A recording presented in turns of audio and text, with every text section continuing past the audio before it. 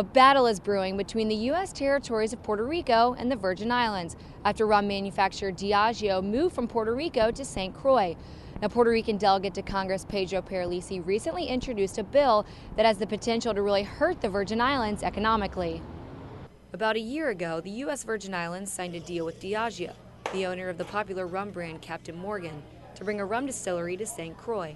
They decided on the Virgin Islands based on the offer that was made by our government, which will not only support Diageo in the building of their plant and provide the other subsidies that we've always provided historically to all of the rum manufacturers in the Virgin Islands, but also bring significant revenues to the territory. Rum distributors play a big role in both Puerto Rico and the Virgin Islands.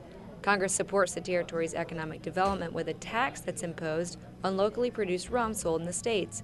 The local government can then use that money in any way it sees fit. But Diageo's move to the Virgin Islands has the Puerto Rican government in an uproar. Delegate Paralisi's bill would limit the ways the rum subsidy money can be used.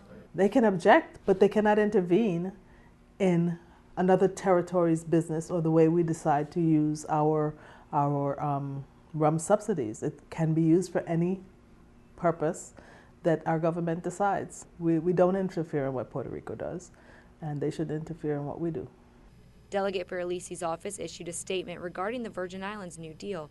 The purpose of the cover-over was not to enable the territories to provide huge subsidies to wealthy foreign-owned rum producers. The bill will ensure cover-over funds are used in a responsible manner and for the benefit of the general public in the territories, and in so doing, will help preserve strong bipartisan support for the cover-over in Congress.